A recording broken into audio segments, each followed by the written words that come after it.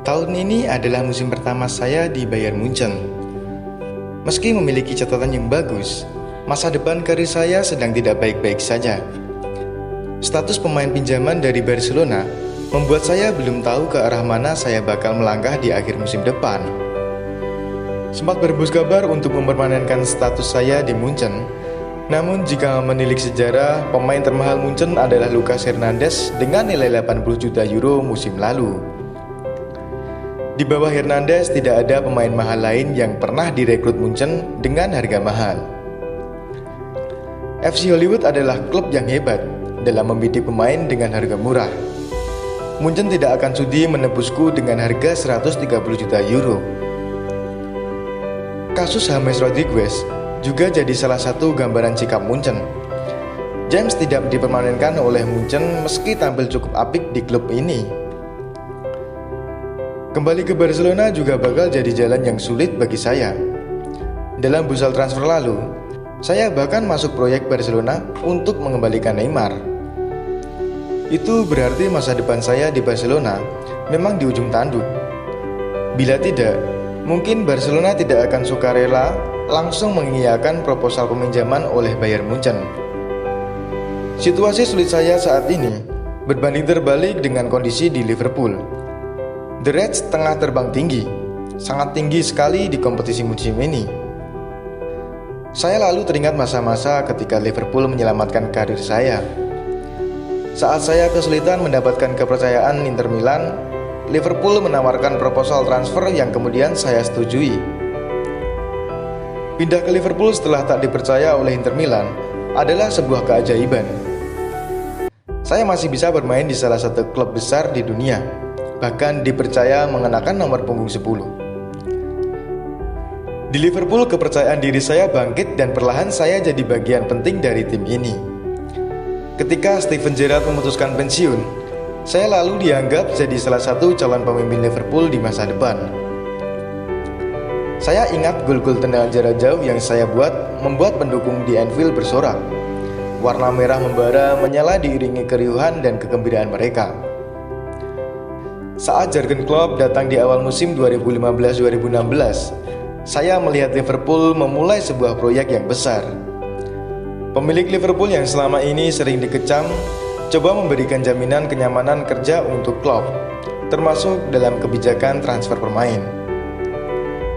Klopp coba menyusun kekuatan dengan melakukan sejumlah transfer, seperti Sadio Mane, Georginio Wijnaldum, Joel Matip, dan Loris Karius di awal musim 2016-2017. Meski mulai agresif di bursa transfer, nama saya tidak tergoyahkan sebagai bintang yang paling bersinar terang. Sebagai gelandang serang, saya mampu jadi pemain tersubur Liverpool di musim 2016-2017 dengan catatan 14 gol melampaui Sadio Mane, Roberto Firmino, dan Divock Origi. Performa apik saya di Liverpool bukan hanya membuat pendukung Liverpool makin jatuh cinta, melainkan juga melambungkan nama saya sebagai salah satu buruan terpanas di akhir musim. Di tahun 2017, saya melihat Neymar meninggalkan Barcelona dan nama saya kemudian masuk sebagai salah satu pemain pengganti Neymar di Barcelona. Klub yang baru saja merekrut Oxlade Chamberlain dan Mohamed Salah langsung membentengi diri saya ketika nama saya mulai mengapung ke permukaan.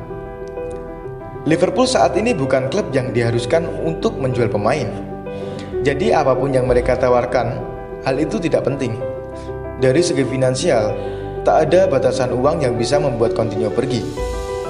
Tidak ada harga yang bakal membuat kami menyerah pada Coutinho. Komentar klub itu yang saya baca dari media ketika nama saya masih dikaitkan dengan transfer pemain di 2017. Klub bahkan berulang kali menegaskan saya adalah pemain yang penting bagi fondasi masa depan Liverpool di bawah Klopp. Tetaplah di sini dan mereka akan membuatkan patung sebagai bentuk penghormatan kepadamu. Pergi ke tempat lain seperti Barcelona, Bayern Munchen, dan Real Madrid, kamu akan jadi pemain biasa. Di sini kamu bisa menjelma jadi sesuatu yang lebih. Kalimat itu adalah bentuk keinginan Klopp untuk melihat saya bertahan.